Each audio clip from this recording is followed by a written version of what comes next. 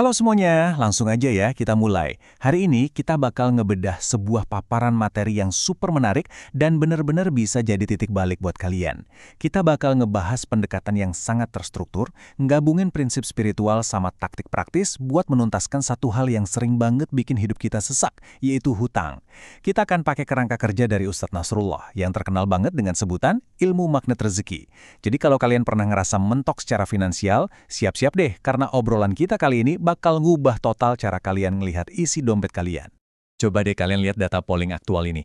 33% orang punya beban yang sangat berat ngelewatin kapasitas mereka.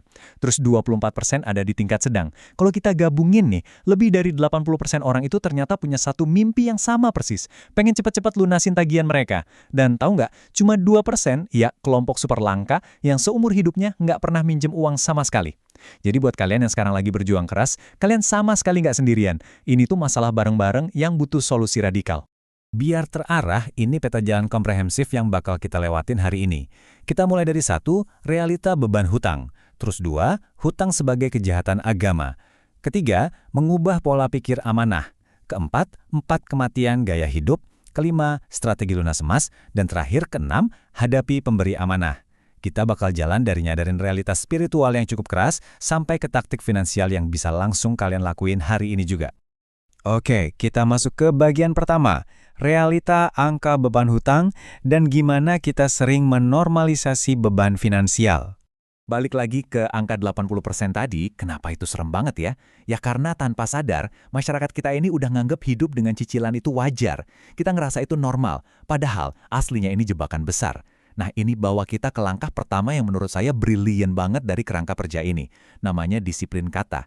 Mulai detik ini coba deh berhenti pakai kata hutang dan ganti sama kata amanah. Kenapa coba? Karena kata-kata itu doa. Kalau kita nyebutnya hutang, konotasinya itu beban dunia yang berat banget dan bikin stres.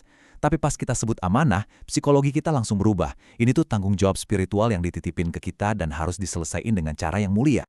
Lanjut ke bagian 2, hutang sebagai kejahatan agama. Ini tentang bahaya spiritual yang ngikutin di belakangnya. Sumber materi kita ini ngasih tamparan yang lumayan keras nih. Ternyata, kebiasaan ngutang itu berpotensi jadi kejahatan agama karena dosa-dosa turunannya. Pertama, ada potensi riba dari inflasi atau bunganya. Terus, ada potensi bohong. Ayo, siapa yang kadang manipulasi data pas mau ajuin kredit? Terus ingkar janji pas ditagih, yang jelas-jelas sifat munafik. Belum lagi memicu kedengkian. Bayangin gini, kalian maksain nyicil barang mewah biar kelihatan punya gaya hidup nilai 10, padahal aslinya dompet kalian cuma sangkuk dinilai 2. Kalian bikin orang lain dengki sama sesuatu yang aslinya bukan milik kalian. Terus ada gurur, alias sok yakin umur panjang pasti bisa lunasin. Dan puncaknya, hilang akal. Kalian masuk ke siklus maut, gali lobang, tutup lobang. Makanya ada satu peringatan yang tegas banget di sini. Kondisi ini bukanlah pilihan yang ideal. Ini tuh ibarat jalan licin, di mana kita gampang banget kepleset. Walaupun secara teknis kadang diperbolehin, statusnya itu ibarat perceraian dalam rumah tangga. Bener-bener nggak disukai. Kenapa? Ya karena dia merampas ketenangan pikiran kita, bikin cemas terus-terusan, sampai jiwa kita tuh nggak bisa istirahat dengan tenang. Kita masuk ke bagian 3, mengubah pola pikir amanah. Sebuah perubahan paradigma yang besar-besaran. Kalau kita amati 90% umat manusia itu ternyata milih buat ngebiayain hidup dan kepenginan mereka lewat cicilan. Terus, sisanya yang cuma 10% itu kelompok eksklusif yang mutlak cuma hidup dari uang tunai yang mereka punya.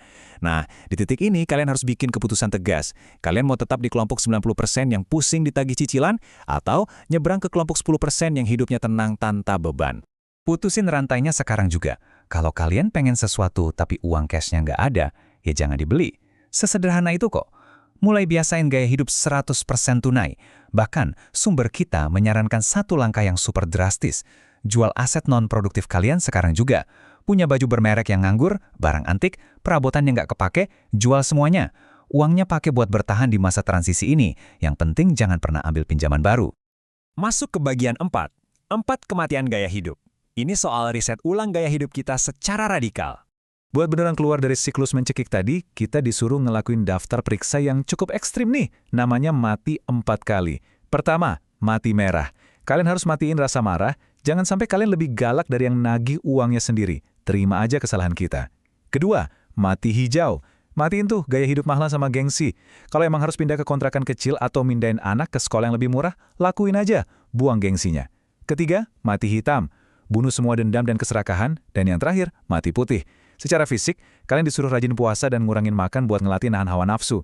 Intinya, ego kalian harus mati dulu di 4 hal ini, baru kalian bisa beneran ngerasain hidup lagi. Bagian kelima, strategi lunas dengan emas. Gimana caranya mempercepat pelunasan dengan pakai dinar? Coba perhatiin, ada 4 rute di sini yang bakal nentuin masa depan kalian. Kalau kalian nggak taubat dari ngutang dan nggak nabung, siap-siap aja hancur. Kalau kalian taubat tapi nggak punya tabungan, kualitas hidup bakal tetap merosot perlahan. Kalau kalian taubat dan nabung pakai rupiah, ya lumayan lah, kalian mungkin selamat. Tapi, tolong lihat opsi keempat. Ini kombinasi maut. Taubat, ubah gaya hidup drastis dan simpan uang sisa kalian dalam bentuk emas. Ini jalur super cepat yang bakal narik kalian keluar dari kubangan beban dan langsung naikin kualitas hidup kalian. Tapi kenapa harus emas ya? Gini logikanya. Kalau kalian berhemat 1 juta sebulan buat bayar tanggungan 20 juta pakai rupiah, ya pastinya butuh 20 bulan kan? Tapi kerangka kerja ini berani mengklaim kalau kalian disiplin nyimpan dana pelunasan itu di dinar atau emas, secara matematis dan ditambah efek keberkahan, waktunya bisa dipangkas habis, jadi maksimal 12 bulan aja. Akselerasinya itu nyata banget, karena emas dari dulu konsisten ngejaga nilainya dari inflasi. Tapi tahan dulu, jangan asal lari ke toko emas. Kalian harus ngerti apa itu spread. Spread itu selisih antara harga pas kita beli sama harga pas kita jual lagi. Cari emas yang spreadnya sekecil mungkin, biar nilai tabungan kalian nggak kepotong banyak pas nanti dicairin. Dan ada satu tips psikologis yang unik banget dari materi ini. Sengaja, belilah emas dengan desain perhiasan yang cantik banget. Loh kenapa? Biar kalian ngerasa sayang banget buat ngejualnya kalau cuma buat nurutin emosi sesaat. Jadi tabungan pelunasan kalian beneran aman gak kutak-atik. Nah, kita masuk ke bagian terakhir, bagian 6 langkah hadapi pemberi amanah. Praktik di lapangan buat ngadepin kreditur kalian. Ini nih, praktiknya di dunia nyata. Pertama, mau segalak apapun mereka, tolong jangan kabur. Hadapi mereka baik-baik. Kedua, turunin ego kalian serendah-rendahnya. Kalau mereka marah-marah, ya dengerin aja dan terima, toh emang kita yang lagi megang hak mereka kan? Ketiga, kasih estimasi waktu pelunasan yang masuk akal dan super jujur. Kalau emang butuh waktu 20 bulan, ngomong 20 bulan. Jangan sok janji bulan depan lunas kalau duitnya emang nggak ada. Keempat, biar mereka percaya, bikin perjanjian hitam di atas putih pakai materai 10.000. Serahin ke mereka sebagai bukti keseriusan. Dan kelima, yang paling krusial, haram hukumnya ambil pinjaman baru selama masa pelunasan ini. Dan ini langkah penutup buat ngeberesin urusan hati kita. Alih-alih kesel atau benci sama orang yang nagih uangnya sendiri, kita justru diajarin buat memuliakan dan mendoakan mereka setiap kali kita ibadah. Doain biar kesehatan dan rezeki orang yang udah berbaik hati minjemin kita uang itu dilipat gandakan. Ini tuh proses pembersihan hati yang sebenarnya jadi kunci rahasia dari ilmu magnet rezeki itu sendiri. Jadi, setelah ngebahas dari ngubah pola pikir, strategi emas, sampai praktek nulis perjanjian di atas materai, semuanya bermuara ke satu pertanyaan penting. Pilihan radikalnya ada di depan mata kalian sekarang. Apakah kalian mau tetap ngerasa tersiksa di kelompok 90% yang nganggep cicilan itu wajar? Atau kalian berani nahan sakitnya ngorbanin gengsi hari ini, demi bisa gabung sama kelompok elit 10% yang bisa menghirup kebebasan finansial seutuhnya? Keputusannya 100% ada di tangan kalian. Terus belajar, terapin disiplin ini pelan-pelan, dan sampai jumpa di paparan materi kita selanjutnya.